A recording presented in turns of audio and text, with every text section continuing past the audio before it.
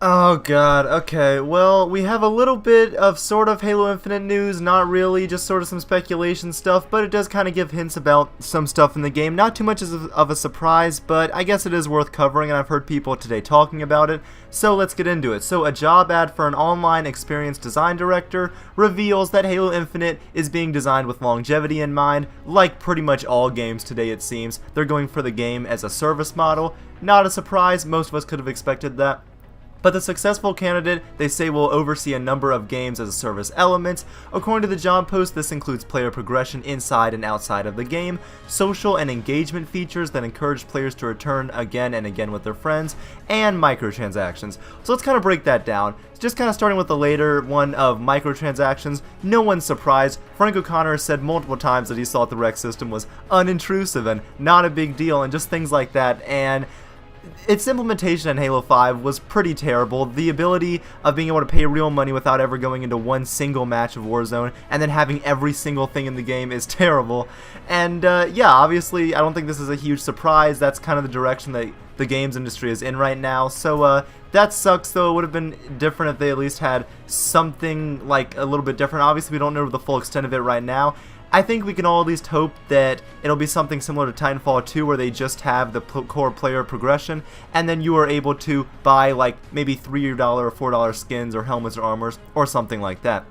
That would be really cool, but I don't think that's what we're going to get. What we're probably going to get is the rec system again, with kind of refined, probably to be a little bit better and a little bit less intrusive hopefully, but still with the same ability to pay real money for a bunch of stuff because they made a butt ton of money off of that in Halo 5, and like I said, Frank O'Connor doesn't think it's very intrusive. So that's a thing, not surprising at all, but I did want to mention it, and that just is really unfortunate. Like I said, not a surprise, but we could all hope that maybe, at least now, that they'll implement it in a better way. But honestly, my hopes for that part of Halo Infinite aren't too high right now, just because of Frank O'Connor's statements about, yeah, it's unintrusive, and it made so much money, and this is Microsoft publishing it, so they're all about money. So yeah, like I said, not surprising. The other thing is kind of the games as a service model, which like I said, is so many, the approach that so many games have been going in the last few years, kind of thinking of Destiny.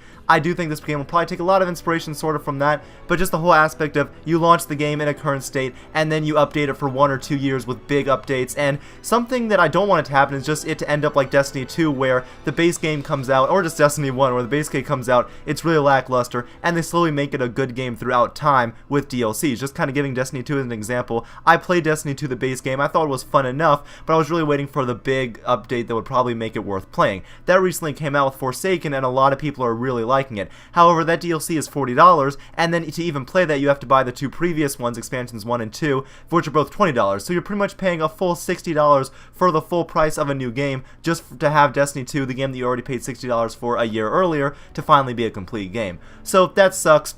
Hopefully they won't go that approach, but Halo Infinite being a games as a service model, it's increasingly popular, and I don't think anyone is really surprised. So that is unfortunate, and the microtransactions, hopefully, as long as they're implemented well and not too intrusive. Again, it'd be better if they just weren't there at all, but hopefully that they will be hopefully they will be well done. Now, another thing they had was an online experience design director job, which will design and deliver a AAA social experience that fosters community, while also delivering a AAA player investment experience that encourages players to express their passion for Halo through things like microtransactions. So yeah, again, express their passion kind of hints towards things like cosmetics, probably armor, weapon skins, things like that. Just some speculation, but that is unfortunate. And that's pretty much all we have in this. There's something else that they say they have a senior software development engineer to come on to work for Halo Infinite for 343, which is going to work on PC client anti-cheat and security features. So that's great. Obviously we know that Halo Infinite will be on PC and Xbox One, so that is really awesome to hear that they will be taking the steps to hopefully make sure that they have as least cheating as possible, and that there will just be a bunch of security features for the PC community to really appreciate.